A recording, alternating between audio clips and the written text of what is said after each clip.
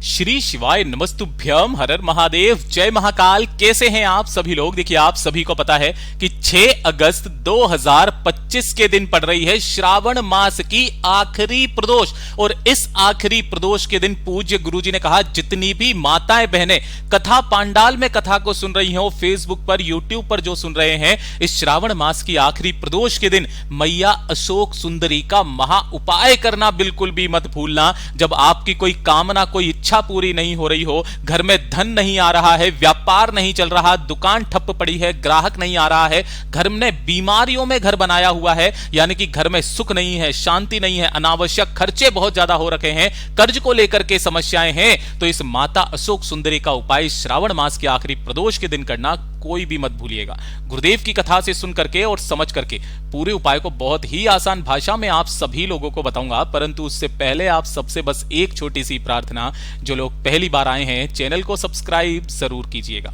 और वीडियो को लाइक करके देव आदिदेव महादेव का कोई सा भी प्यारा नाम कमेंट बॉक्स में लिखना मत भूलिएगा। साथ ही साथ माता अशोक सुंदरी की जय जरूर लिखिएगा। इस पूरे वीडियो में हम 3 महा उपायों के बारे में बात करेंगे, जो कि आपको इस श्रावण मास के आखिरी प्रदोष के दिन करने हैं, तो ध्यान से सुनना है और समझने की कोशिश करना है। सबसे पहले बात करते हैं हमारे पहले वाले उपाय की, जो कि आपको माता अशोक सुंदरी वाला उपाय करना है। गुरुदेव ने कहा कि जब आपके घर में धन को लेकर के समस्याएं हो, पैसा कहीं से ना आ रहा हो, या फिर आपका कोई व्यापार है, कोई दुकान है, कोई फैक्ट्री है, नहीं चल रही है, अनावश्यक खर्चे परिवार में इतने ज्यादा हो रहे हैं, चाहे बीमारियों को लेकर के या किसी भी चीज में, कि धन बिल्कुल बचता ही नहीं है, जब संपदा में कमी हो, वैभव में कमी हो, तो इस वाले उपाय को करना आज के दिन बिल्कुल भी मत भूलना। गुरुदेव ने कहा, अगर कोई कर्ज भी लिया हुआ है, कोई लोन लिया हुआ है, चुकता नहीं हो रहा है, तो इस श्रावण मास की आखिरी प्रदोष के दिन मात्र आपको लेनी होंगी 11 बेल पत्र, जो कहीं से भी खंडित कटी फटी ना हो। नहीं मिलती है तो भोलेनाथ की शिवलिंग के पास में जब आप जाएंगे, शिवलिंग पर जो बेल पत्र चढ़ा है, उस बेल पत्र को स्वच्छ जल से धो करके काम में ले सकते हैं। गुरुदेव ने एक विशेष जानकारी देते हुए कहा कि अगर किसी माता बहन ने उन बेल पत्र को चढ़ाया है और उनके ऊपर किसी तरीके का कोई चंदन लगा हुआ है, तो उस चंदन को अच्छे से धोना, साफ करना और उसके नीचे की डंडी को कभी भी मत तोड़ना। इस तरीके की आपको 11 बेल पत्र लेनी है और इसी के साथ में आपको लेना होगा थोड़ा सा पीला चंदन और थोड़ा सा ही लेना होगा लाल चंदन।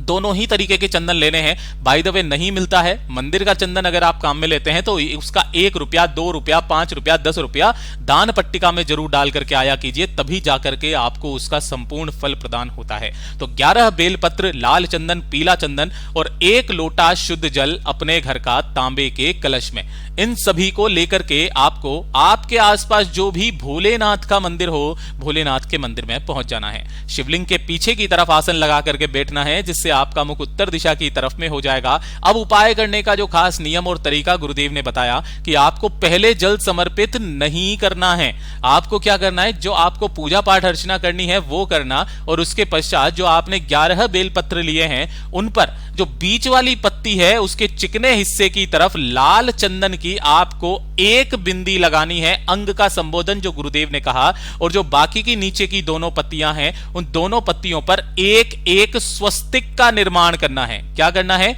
एक स्वस्तिक का निर्माण इन दोनों के ऊपर ही करना है।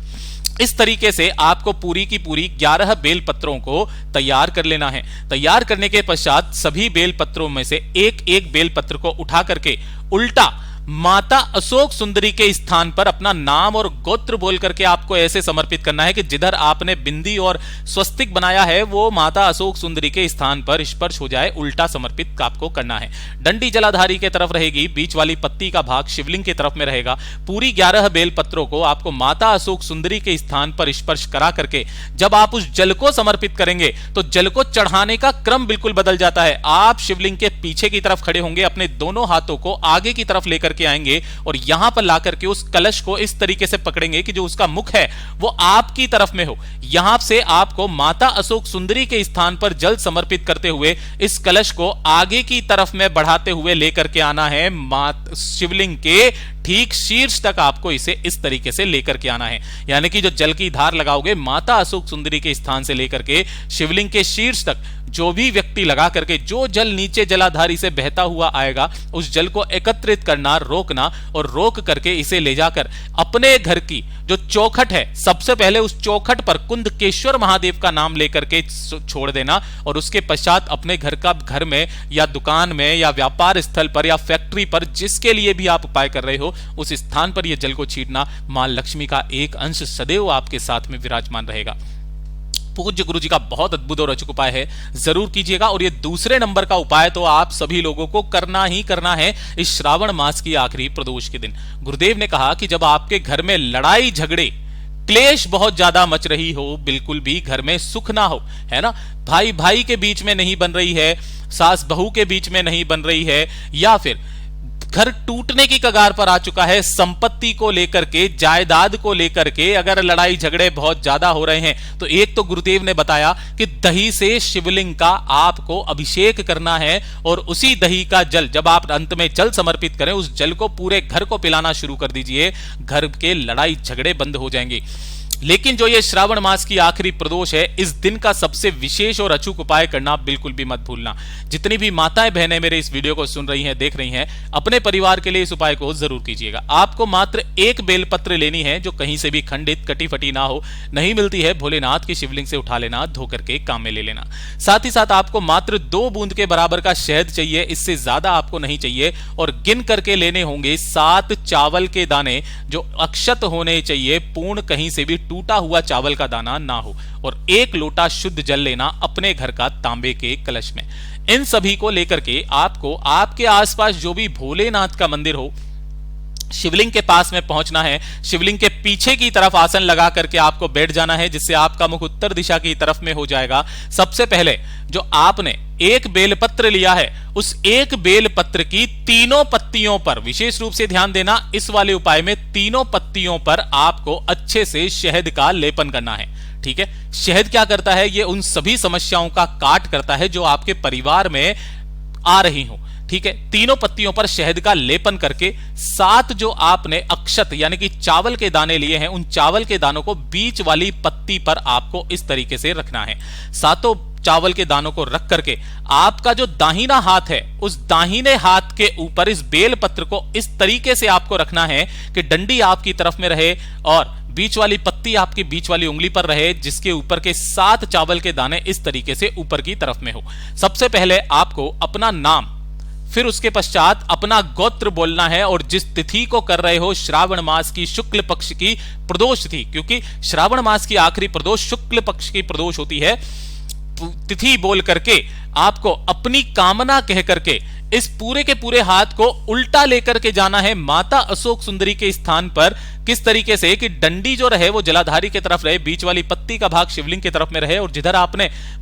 चावल लगाए हैं वो चावल शहद से चिपके होंगे, गिरेंगे नहीं, वो उल्टे बेलपत्र के नीचे चले जाएं। अपने दाहिने हाथ को यहां से उठाना नहीं है, इसी के ऊपर रखे रहने देना है, और अपनी कामना आपको महादेव से डायरेक्ट कह देनी है। कामना कह देने के पश्चात जो 1 लोटा शुद्ध जल है वो भोलेनाथ की शिवलिंग पर समर्पित करना, श्री शिवाय नमस्तुभ्यम मंत्र का स्मरण करते हुए, और जो भी जल जलाधारी से बहकर नीचे की तरफ आकर के गिरेगा उस जल को आपको एकत्रित करना है, रोकना है, रोक करके अपने घर में छींटना है, और उसका आचमन आपको अपने परिवार के सभी सदस्यों को करवाना है। अगर कोई नहीं भी करता है तो आप अपने घर का जहां से जल पीते हैं उसमें जाकर के मिला दीजिएगा, अपने आप सभी लोगों को इसका जल प्राप्त हो जाएगा। पूज्य गुरुजी ने कहा इस श्रावण मास की प्रदोष के दिन इस वाले उपाय को करना, आपके घर के जितने लड़ाई झगड़े होंगे वो धीरे धीरे करके कम होने लगेंगे। गुरुदेव का बहुत अद्भुत और अचूक उपाय है, जरूर कीजिएगा। और ये तीसरे नंबर का उपाय आपके पूरे परिवार के लिए होगा। पूरा परिवार कैसे कि अगर आपके घर में संपदा की कमी है, आपके घर में वैभव की कमी है, आप चाहते हैं कि आपकी कुल की वृद्धि हमेशा होती रहे, कभी भी रुके ना, परिवार की सत्ता हमेशा बढ़े, उस परिवार का मान सम्मान गौरव हमेशा विराजमान रहे, और साथ ही साथ अगर घर में धन ना आए, संपदा वैभव नहीं बढ़ रहा है, साथ ही साथ लड़ाई झगड़े क्लेश सुख नहीं है, या फिर कोई मंगल कार्य आपके घर में नहीं हो रहा है, तो मात्र 5 बेलपत्र आपको लेने हैं जो कहीं से भी खंडित कटे फटे ना हो। साथ ही साथ थोड़ा सा लेना होगा आपको पीला चंदन और थोड़ा सा ही लेना होगा आपको गाय का घी। विशेष रूप से ध्यान से सुनिएगा, यहां पर मैं अच्छे से लिख देता हूं, गाय का घी ही लेना है, चाहे एक ही बूंद लेना है, ठीक है। उसके पश्चात जो आपने 5 बेलपत्र लिए हैं, इन 5 बेलपत्र में से 4 बेलपत्र एक तरफ और 1 बेलपत्र एक तरफ रखना। इस चारों बेलपत्र की तीनों पत्तियों पर आपको लगाना है पीला चंदन और जो 1 बेलपत्र है इसकी तीनों पत्तियों पर लगाना होगा आपको गाय का घी। अब इन्हें रखने का जो क्रम है, नीचे की तरफ में आपको 2 पीले चंदन की बेलपत्र रखनी है, बीच में आपको 1 घी की बेलपत्र रखनी है और ऊपर फिर से वापस आपको 2 पीले चंदन की बेलपत्र रखनी है। इसी क्रम में इन 5 बेलपत्रों को उठाना और किसी भी एक कटोरी के अंदर जाकर के अपने पूरे घर में इस कटोरी को कुंदकेश्वर महादेव का ध्यान करते हुए घुमा देना। घुमा करके इस कटोरी को लेकर के अपने घर के मुख्य जो मंदिर है उस मंदिर के अंदर इस कटोरी को रख देना और इसी के सम्मुख में एक गाय के घी का गोल बाती का दीपक प्रज्वलित करना, जलाना। जब तक ये दीपक जल रहा है कोई दिक्कत नहीं है। जब दीपक ठंडा हो जाए इन 5 बेलपत्रों को उठाकर 1 लोटे शुद्ध जल के साथ में पहुंच जाना भोलेनाथ के मंदिर में शिवलिंग के पास में। यहां पर आपको शिवलिंग के पीछे की तरफ खड़े होना है, उत्तर दिशा की तरफ में मुख करके जो 5 बेलपत्र लिए हैं कुंदकेश्वर महादेव का ध्यान करते हुए 5 बेलपत्रों को उसी क्रम में महादेव की शिवलिंग पर समर्पित करना है। किनके नाम से करोगे, फिर से बता रहा हूं, कुंदकेश्वर महादेव के नाम से समर्पित करना और जो 1 लोटा शुद्ध जल है वो कुंदकेश्वर महादेव का ध्यान करते हुए अपना नाम और गोत्र बोलकर इन्हीं 5 बेलपत्रों पर समर्पित करना। जो भी जल जलाधारी से बहकर नीचे की तरफ आकर के गिरे उस जल को एकत्रित करना, रोकना, अपने पूरे घर में इस जल का छिड़काव करना, अपने घर की चौखट पर करना। पूज्य गुरुजी ने कहा कि इस वाले उपाय का क्रम वैसे तो 5 प्रदोष का होता है, मात्र आप 2 प्रदोष कर लीजिए, मेरा बाबा उतने में ही आपको फल देना शुरू कर देगा। पूज्य गुरुजी के सभी उपाय बहुत ही ज्यादा खास और अद्भुत जरूर कीजिएगा। वीडियो पसंद आए तो लाइक जरूर करना, चैनल को सब्सक्राइब जरूर कीजिएगा।